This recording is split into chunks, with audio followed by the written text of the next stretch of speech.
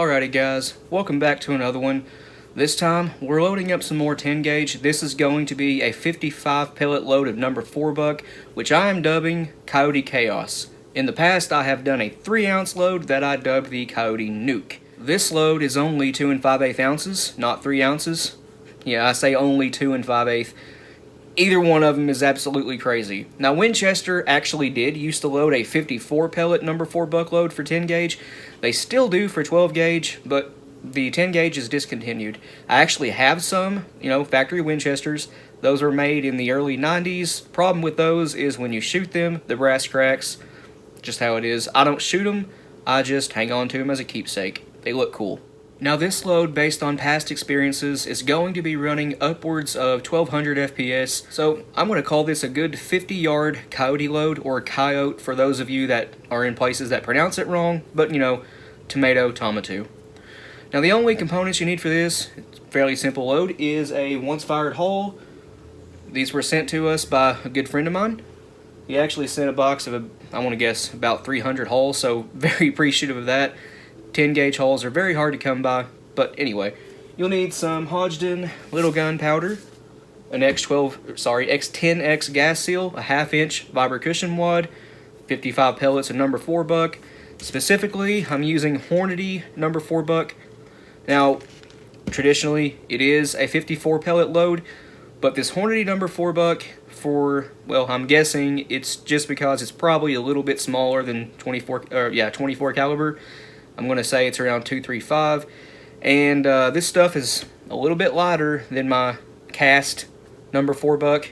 So what I was trying to get at there is 54 pellets of my hand cast number 4 buck, which I know is 24 caliber. I use a Lee 18 cavity mold.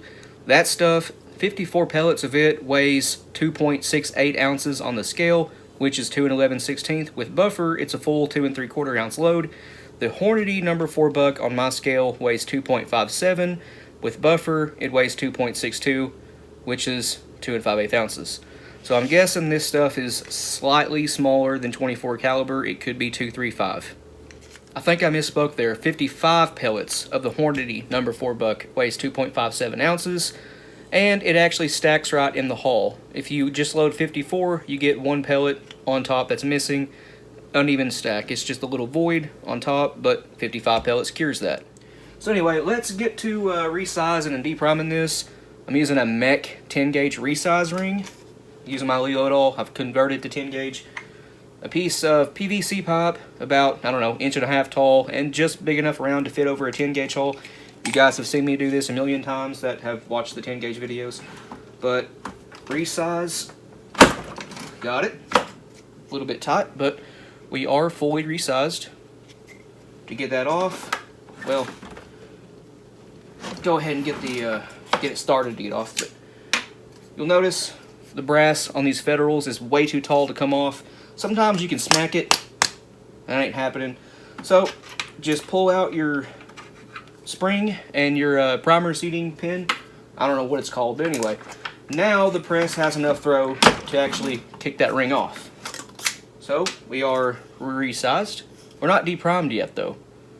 So, I have a bolt-on depriming punch made by Jim Akers. And now we are deprimed. Now, since this is little gunpowder, it's a very, very slow powder, by the way. Slower than Blue Dot and Alliance Steel and Longshot. We need a Magnum primer. This will work with standard primers, but you're better off using a Magnum primer, especially in colder weather. We have noticed that little gun sometimes has problems going off in colder weather, so Magnum primer. We are at the tail end of summer, going into fall. It's still warm outside, but it is definitely getting cool fast.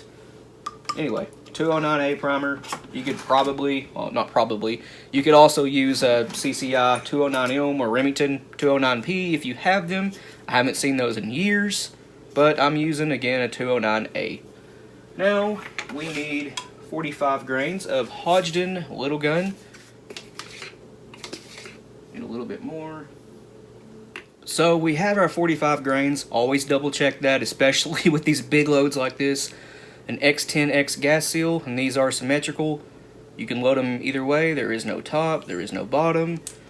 But set it right in there. get it straight, and you can use your press to make sure that's down on the powder good. Now, since this hole is a once fired, you gotta flare out the hole mouth with a pair of pliers or whatever you have on hand. So now we have the hole mouth opened up. We need a 1/2 inch fiber cushion wad. You could also use cork if you have those, but I have fiber cushion wad, so that's what I'm using. Now this right here, I like to take one of Gary Caskey's wad tampers here and compact that down a little bit. If you guys want any of Gary's tools, facebook.com/gary.d.caskey.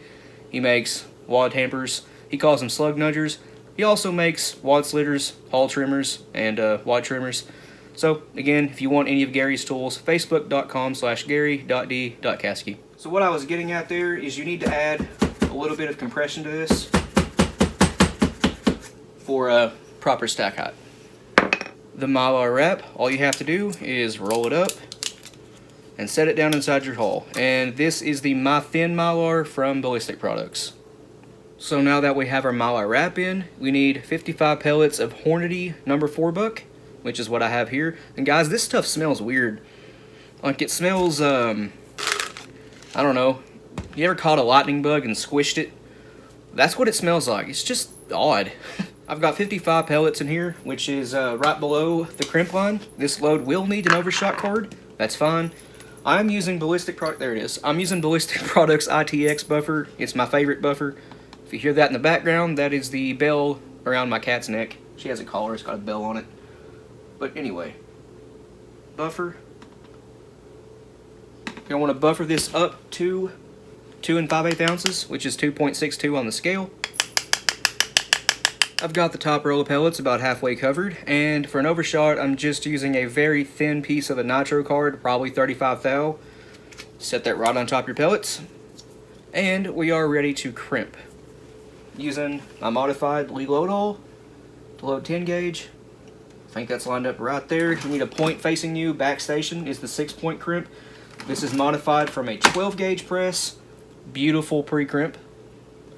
Final crimp. Oh yeah, looking nice.